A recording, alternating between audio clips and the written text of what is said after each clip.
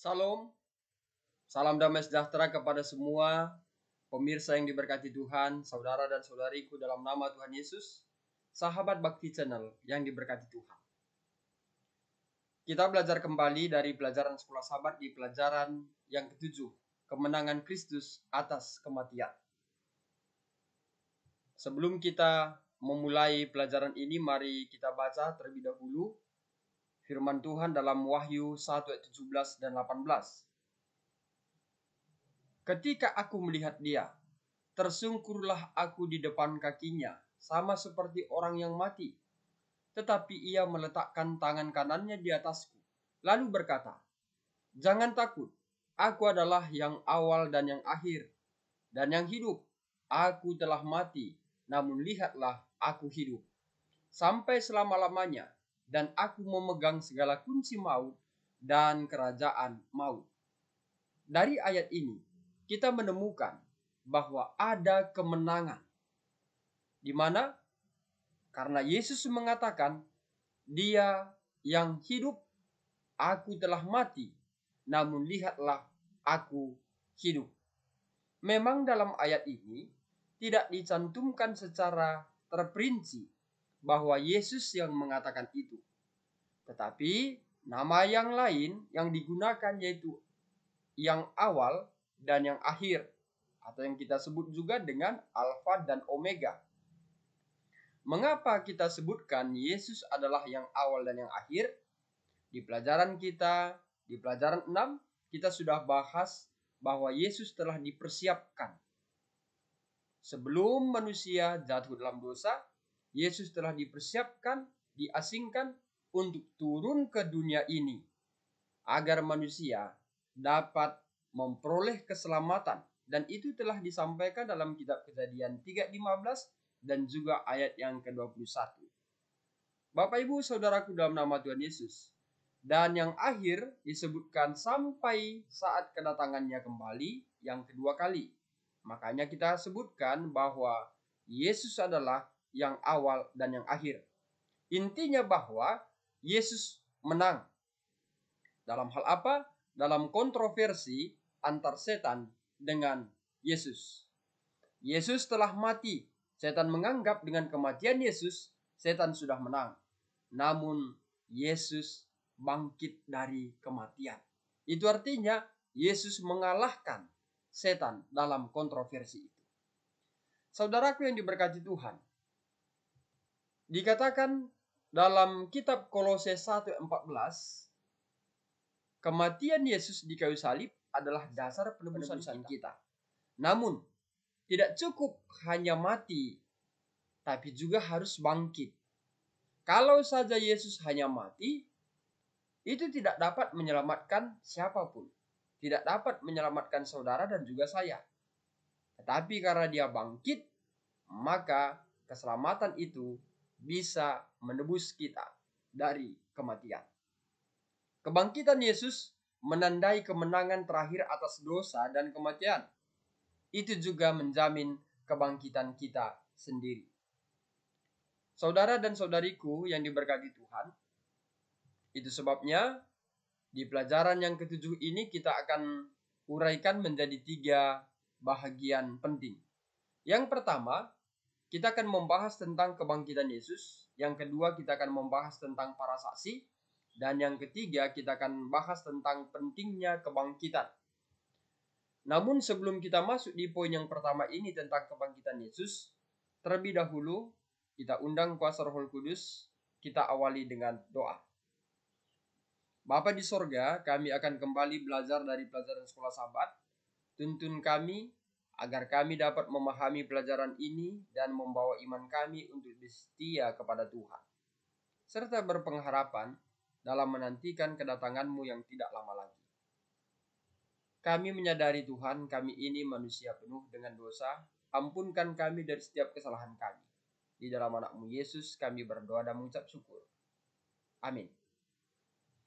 Mari kita bahas di poin yang pertama, kebangkitan Yesus. Di dalam kebangkitan Yesus ada hambatan.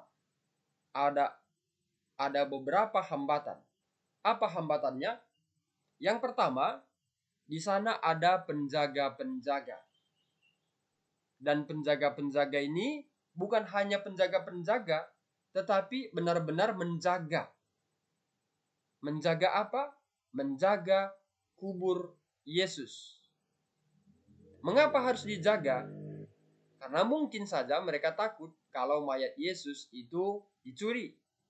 Ataukah mungkin yang pertama, mereka takut kalau apa yang disampaikan oleh Yesus adalah benar terjadi, dia bangkit dari kematian.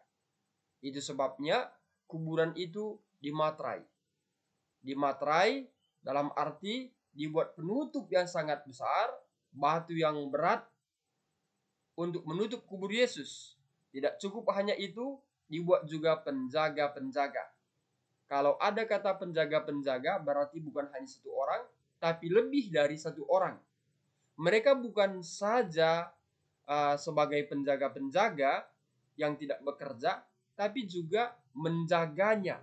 Kata menjaganya adalah kata kerja, bahwa mereka benar-benar bekerja.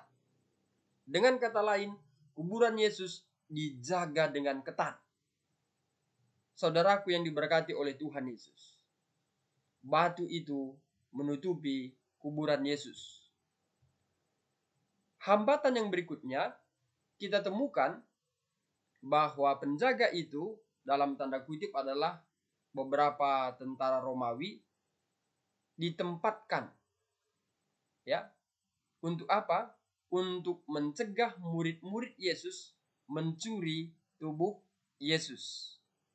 Tetapi kalau kita lihat di sisi yang lain, sebenarnya murid-murid Yesus bukanlah orang yang pemberani, ya. Itu dikatakan dalam Yohanes 20 ayat 19. Kenapa? Yang pertama kita lihat murid-murid Yesus ini hanya beberapa orang. Hanya beberapa orang. Dan dengan jumlah yang sedikit juga penakut. Selain penakut, mereka melarikan diri. Mengapa mereka melarikan diri? Karena takut. Kepada siapa? Takut kepada orang-orang Yahudi. Sehingga mereka bukan hanya melarikan diri, tapi bersembunyi. Jadi apa yang telah dipikirkan oleh tentara Romawi dalam tanda kutip adalah atas perintah dari imam-imam bahwa murid-murid Yesus akan mencuri mayat Yesus, itu tidaklah benar. Kenapa? Karena murid-murid Yesus penakut dan mereka melarikan diri dan bersembunyi di satu tempat di Yerusalem. Dan kita ketahui bahwa para imam dan orang Farisi tidak takut kepada murid-murid. Ya. Kalau kita kaji, mereka tidak takut. Tetapi mereka takut hanya kepada Yesus. Hanya kepada Yesus. Kalau kita kaji lagi, sebenarnya sewajarnya mereka lebih takut kepada murid-murid daripada kepada Yesus. Karena murid-murid bukan hanya satu orang. Paling tidak ada 12 orang. Dan mungkin lebih selain daripada 12 rasul. Ada murid-murid yang mengikut Yesus.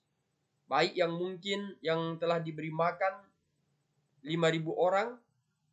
Mungkin saja dari segi pandangan manusia, para imam seharusnya lebih takut kepada murid-murid. Tetapi dalam teks ini disebutkan dia hanya takut kepada Yesus. Sesungguhnya apa yang ditakutkan oleh imam ini bukan berasal dari dirinya sendiri. Tetapi karena setan mendorong mereka untuk mencegah Yesus keluar dari kuburnya. Jadi setanlah yang merasuki para imam, merasuki pikirannya, merasuki rencana-rencananya, dan juga orang-orang Saduki.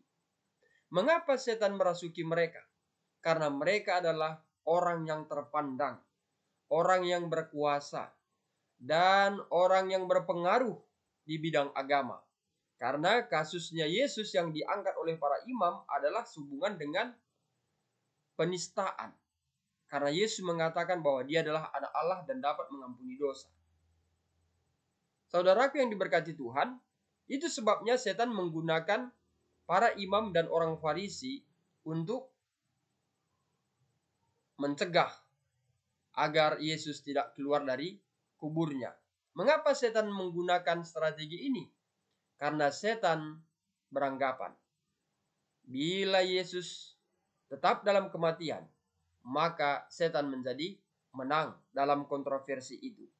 Itu sebabnya setan menyusun strategi, dibuat strategi yang sangat ketat agar jangan sampai Yesus keluar dari kuburnya. Karena Yesus mengatakan dalam firman yang disampaikannya kepada murid-muridnya, kepada banyak orang percaya bahwa dia akan bangkit pada hari ketiga. Dan setan itu mengetahui tentang kebangkitan itu. Namun di balik hambatan itu ada kemenangan. Apa kemenangannya? Terjadi gempa bumi. Mengapa terjadi gempa bumi? Karena malaikat Tuhan turun dari langit. Malaikat Tuhan turun dari langit. Berapa orang? Hanya seorang. Berapa tadi penjaga kubur Yesus? Disebut tadi sana penjaga-penjaga. Berarti bukan hanya satu orang. Tentara Romawi. Seorang malaikat Tuhan turun dari langit, dari sorga, dan datang ke batu itu dan menggulingkannya. Dan kita ketahui batu yang besar tidak dapat digulingkan oleh satu orang saja. Dan dikatakan malaikat itu duduk di atasnya. Kita boleh baca dalam Matius 28 ayat yang kedua. Ini merupakan kemenangan. Kemenangan yang kita lihat dalam peristiwa ini. Mari kita lihat kemudian batu materai dan para penjaga gemetar di hadapan salah satu malaikat Tuhan. Ketika Bapa memanggilnya, siapa yang dipanggil? Yesus yang sudah mati. Anak mengambil kembali kehidupan yang telah diserahkan. Karena di salib, Yesus sudah menyerahkan kehidupan itu kepada Bapa yang di sorga. Eli, Eli, lama sabatani. Itu yang disampaikan, lalu setelah itu dia mati. Tetapi dia mendapatkan kembali kehidupan itu melalui panggilan Bapa. Kita ingat pada saat Lazarus dibangkitkan dari antara orang mati, Yesus memanggil Lazarus. Lazarus, bangkitlah. Maka Lazarus pun bangkit dari kematian. Sama halnya Bapa yang di sorga juga memanggil anaknya, memanggil Yesus agar dia menerima kembali kehidupan yang telah diserahkannya itu. Lengkapnya kita boleh baca Kisah 2:24, Yohanes 10 ayat 17 sampai yang ke-18. Bapak Ibu Saudaraku dalam nama Tuhan Yesus. Dan di sana kembali para tua-tua. Para tua-tua membuat rencana B. Rencana A sudah dibuat, membunuh Yesus di kayu salib. Rencana B dibuat menjaga kuburan Yesus, dan ini ternyata rencana C ya. Sorry, bukan rencana B. Rencana C, dia menyuap. Siapa yang disuap? Para penjaga. Mengapa para tua-tua menyuap para penjaga? Agar orang-orang percaya akan hal mustahil itu. Kita garis bawahi, mustahil. Tidak mungkin orang mati bangkit dari kematian. Tidak mungkin Yesus itu bangkit. Mustahil bagi para tua-tua. Bagi para ahli-ahli Taurat, orang-orang Farisi. Mereka menyusun strategi, rencana C. Apa yang terjadi? Bahwa para prajurit telah tertidur dan bahwa para murid telah memindahkan batu yang berat dan berisik itu serta membawa tubuh Yesus bersama mereka. Inilah isi skenarionya. Karena pada waktu itu belum ada CCTV ya, seperti berita-berita yang sedang viral sekarang ini. Belum ada CCTV. Jadi para tua-tua membuat skenario ini. Tapi apa respon murid-murid? Mari kita lihat. Ternyata upaya yang gagal untuk mencegah kemenangan Yesus hanya berhasil membuat beberapa prajurit yang ketakutan menyatakan bahwa Yesus telah dibangkitkan. Artinya, mereka tidak mau menerima suap dari para tua-tua.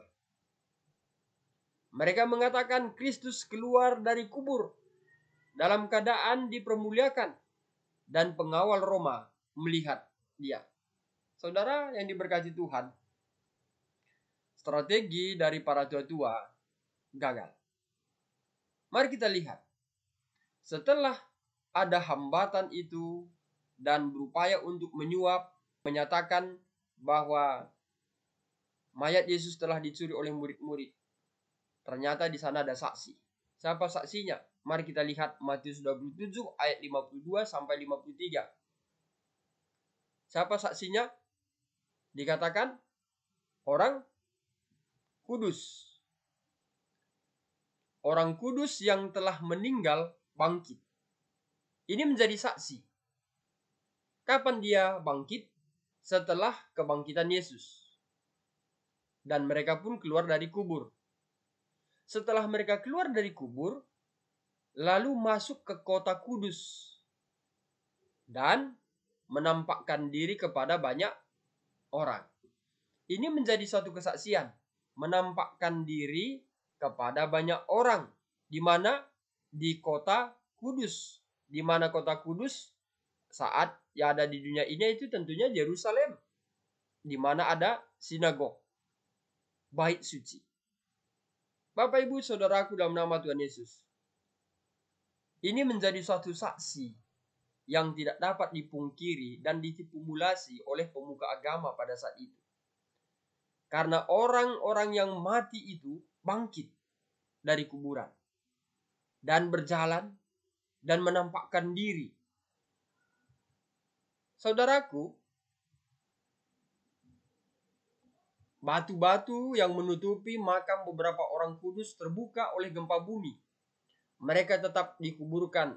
Mereka sampai gempa bumi kedua menandai kebangkitan Yesus dan mereka. Mengapa disebut gempa bumi kedua? Karena gempa bumi pertama tadi pada saat malaikat turun untuk membuka materai itu atau penutup kuburan. Gempa bumi kedua menandai kebangkitan Yesus. Setelah Yesus bangkit, barulah mereka. Artinya Yesuslah yang pertama yang disebut dengan buah sulung. Dan kita harus mengetahui bahwa orang-orang ini dibangkitkan dalam keadaan tidak fana dan naik ke surga bersama Yesus. Ini kita boleh baca referensinya Efesus 4 ayat 8. Jadi orang-orang yang bangkit setelah kebangkitan Yesus, siapa tadi mereka? Orang-orang kudus. Mereka dibangkitkan dalam keadaan tidak fana dan naik ke surga bersama Yesus. Jadi kebangkitan mereka ini, orang-orang kudus ini tidak seperti orang lain yang dibangkitkan untuk mati lagi seperti Lazarus atau putri Yairus atau juga anak dari janda Finencia atau anak dari perempuan Sunem. Mereka bangkitkan dari kematian, dibangkitkan oleh Yesus dari kematian, dan kemudian mereka mengalami kematian kedua lagi. Sebelum naik, mereka menampakkan diri kepada banyak orang di Yerusalem dan bersaksi tentang kebangkitan Yesus. Ya, jadi di sana ada kata bersaksi. Mereka bersaksi tentang kebangkitan Yesus. Siapa saja yang melihat dia? Mari kita lihat Lukas 24 ayat 34. Kata mereka itu, sesungguhnya Tuhan telah bangkit dan telah menampakkan diri kepada Simon. Ini juga menjadi satu kesaksian di mana Simon melihat Yesus. Kenapa? Karena Tuhan Yesus menampakkan diri kepada Simon. Jadi, sudah lebih banyak orang mengetahui tentang kebangkitan Yesus. Tidak saja penjaga-penjaga yang ditugaskan untuk menjaga kuburan Yesus. Lalu kemudian, siapa lagi? Banyak orang melihat Yesus dibangkitkan dan menjadi saksi kebangkitannya. Kisah 2:32 ya. Jadi bukan hanya satu, tapi ditulis di sini banyak. Kemudian kalau kita lihat di zaman Perjanjian Baru dicatat dalam kitab Matius 28, siapa saja yang melihat Yesus bangkit? Sekelompok wanita. Kalau kita baca itu di Matius 28 ayat 1. Pada hari pertama minggu itu Maria Magdalena pergi ke kuburan Yesus dan seterusnya. Kita boleh baca nanti ya. Matius 28 ayat 8 sampai ayat yang ke-10. Ada sekelompok wanita. Kemudian para pengawal Romawi atau penjaga yang ditempatkan menjaga kuburan Yesus. Matius 28 ayat yang ke-11. Kemudian Maria Magdalena. Kemudian siapa lagi? Murid-murid saat mengadakan perjalanan ke Emmaus. Di dalam Lukas 24 ayat 13 sampai 15 dan Markus 16 ayat yang ke-12. Kemudian Petrus, Lukas 24 ayat 34, 1 Korintus 15 ayat yang ke-5. Siapa lagi? Mereka yang berkumpul di ruang atas, ya. Murid-murid sedang berkumpul, lalu Yesus menampakkan diri kepada mereka. Lalu Thomas, Yohanes 20:24. Thomas ragu. Lalu Yesus mengatakan, letakkan jarimu di lubang paku yang menembus tangan Yesus, supaya Thomas tidak ragu. Lalu siapa lagi? Lebih dari 500 orang. Kita boleh baca 1 Korintus 15 ayat 6, Matius 28 ayat 16 sampai yang 17. Siapa lagi? Yakobus, saudara Yesus. 1 Korintus 15 ayat yang ke-7, ya. Lalu siapa lagi? Paulus, 1 Korintus 15 ayat 8. Mengapa Paulus melihat tentang kebangkitan Yesus? Ya. Bukankah Paulus pada saat itu yang disebut namanya Saulus adalah orang yang termasuk menyusun strategi penyaliban Yesus? Kita tahu pada saat perjalanan Rasul Paulus, Tuhan menampakkan diri kepadanya, di mana dia pada saat itu sebagai orang yang membunuh orang-orang percaya pada Yesus, dan Yesus mengatakan, Saulus, akulah yang engkau aniaya itu. Itu sebabnya kita menyebutkan bahwa Paulus juga sebagai saksi orang melihat tentang kebangkitan Yesus yang sudah naik ke sorga. Bapak Ibu Saudaraku dalam nama Tuhan Yesus, maka kita juga mengetahui bahwa kita juga menjadi saksi kebangkitannya oleh apa? Iman. Memang kita tidak melihat seperti Paulus. Kita tidak melihat seperti wanita-wanita yang pergi ke kuburan Yesus, atau Magdalena, Yakobus, dan seterusnya. Tetapi oleh iman, kita menjadi saksi. Itu sebabnya kita dipanggil untuk membawa kabar Injil ini. Kabar tentang kebangkitan Yesus ini kepada banyak orang. Matius 28 ayat 19 dan 20. Pergilah. Jadikanlah semua bangsa menjadi muridku. Baptis, ajar. Kita harus bersaksi tentang kebangkitan Yesus. Lalu yang terakhir, yaitu poin yang ketiga. Poin yang terakhir, pentingnya kebangkitan. Apa artinya kebangkitan itu bagi kita? Itu sangat penting. 1 Korintus 15 ayat 20. Ya. Dikatakan karena kebangkitan itu merupakan buah sulung. Ya. Sebagai buah sulung. Dan orang-orang yang telah meninggal akan dibangkitkan.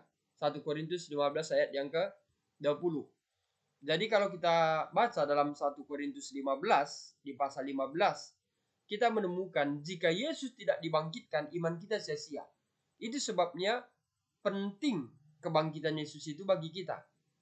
Sejak Yesus bangkit, kita memperoleh keselamatan. Segala perbuatan dan iman kita kepada Tuhan tidak sia-sia. Karena semuanya akan diperhitungkan oleh Tuhan melalui iman yang kita miliki dan disempurnakan oleh kasih karunia yang Tuhan berikan bagi kita. Jadi buah sulung adalah persembahan kepada Tuhan. Buah pertama dan terbaik dari sebuah ladang dipersembahkan. Ulangan 26 ayat 1 sampai 11. Kalau kita baca ini di Perjanjian Lama, kita langsung mengarahkan pandangan kita kepada persembahan ke rumah Tuhan. Tetapi tipologinya ternyata kepada kebangkitan Yesus dari antara orang mati. Buah sulung, kebangkitan pertama. Dan diserahkan kepada Tuhan. Kemudian kita baca 1 Korintus 15 ayat 14. Bahwa melalui kebangkitan Yesus, khotbah kita tidak sia-sia. Lalu kita bersaksi bahwa Tuhan itu benar. Lalu kita percaya bahwa kita juga akan dibangkitkan. Lalu kita memiliki iman bahwa dosa-dosa kita akan diampuni. Kemudian kita akan melihat bahwa mereka yang telah mati akan dibangkitkan kembali. Lalu kita memiliki harapan dalam kehidupan yang lebih baik. Itulah pentingnya kebangkitan Kristus di dalam iman kita kepadanya. Sebagaimana 1 Korintus 15 ayat 26, 54 sampai 55 mengatakan, akhirnya kebangkitan Yesus menjamin bahwa musuh terakhir, yaitu maut atau kematian, akan dikalahkan. Bapak, Ibu, Saudaraku, dalam nama Tuhan Yesus, seorang penulis terkenal bernama Ellen G. White mengatakan sehubungan dengan kebangkitan Yesus. Beliau mengatakan demikian. Kristus bangkit dari antara orang mati sebagai buah sulung dari mereka yang tidur. Ialah yang dilambangkan dengan berkas yang diunjuk, dan kebangkitannya terjadi tepat pada hari ketika berkas yang diunjuk itu dipersembahkan di hadapan Tuhan. Selama lebih dari 1000 tahun, upacara simbolis ini telah diadakan. Ini merujuk kepada kitab Ulangan tadi, yaitu dalam Perjanjian Lama. Berkas yang dipersembahkan kepada Allah melambangkan panen. Demikian juga kita garis bawahi, saya buat di sini tulisannya warna kuning. Demikian juga Kristus buah sulung itu melambangkan panen rohani yang besar yang akan dikumpulkan untuk kerajaan Allah. Kebangkitannya melambangkan dan menjamin kebangkitan segala orang benar yang sudah mati. Karena jika kita percaya bahwa Yesus telah mati dan telah bangkit, maka kita percaya juga bahwa mereka yang telah meninggal dalam Yesus akan dikumpulkan Allah bersama-sama dengan Dia. Itu boleh kita baca 1 Tesalonika 4 ayat yang ke-14.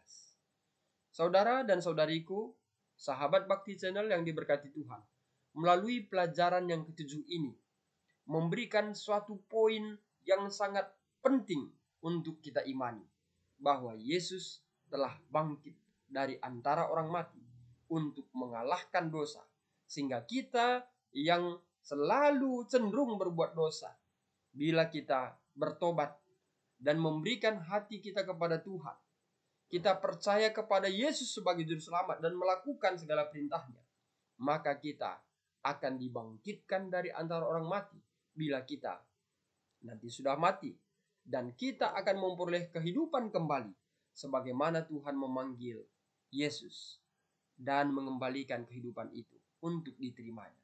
Sebagaimana Yesus juga membangkitkan Lazarus dan kehidupan itu diterima oleh Lazarus. Kiranya saat kedatangan Yesus yang kali kedua, saat Yesus memanggil umat-umat tebusannya, orang-orang kudus, orang-orang yang percaya kepada Tuhan, orang-orang yang benar, maka saudara dan saya ikut dalam kebangkitan itu untuk memperoleh kehidupan kekal dengan tubuh yang abadi, bukan lagi dengan tubuh yang fana. Demikian pelajaran sekolah sahabat kita di pelajaran yang ke-7 ini. Semoga melalui pelajaran ini membawa hubungan kita untuk lebih dekat dengan Tuhan. Mari kita tutup dengan doa. Bapa yang penuh kasih, kami bersyukur dan berterima kasih atas pelajaran yang indah yang Tuhan berikan bagi kami untuk dapat kami pelajari. Melalui pelajaran ini kami diingatkan untuk mempercayai Engkau sebagai Tuhan kami yang telah menang dari kematian dan memperoleh kebangkitan. Bapa di sorga, kiranya saat kedatangan-Mu yang kali kedua, kami juga dapat dibangkitkan dalam kebangkitan untuk memperoleh hidup yang kekal. Dan biarlah kiranya Melalui pelajaran ini, membawa iman kami untuk lebih setia kepada Tuhan. Berkati semua pemirsa Bakti Channel yang terbaik Tuhan berikan selalu bagi mereka. Tuhan berikan rancangan damai sejahtera sebagaimana Tuhan kehendaki atas diri mereka. Ampunkan kami Tuhan dari setiap kesalahan kami. Di dalam anak-Mu Yesus kami berdoa dan mengucap syukur. Amin. Pemirsa yang diberkati oleh Tuhan Yesus, demikian pelajaran sekolah sahabat kita di pelajaran yang ke-7. Saya Pendeta Arista Karo-Karo, Gembala Distrik Labuhan Batu Rantau Prapat, pamit undur diri. Dan akhir kata saya sampaikan Tuhan Yesus memberkati.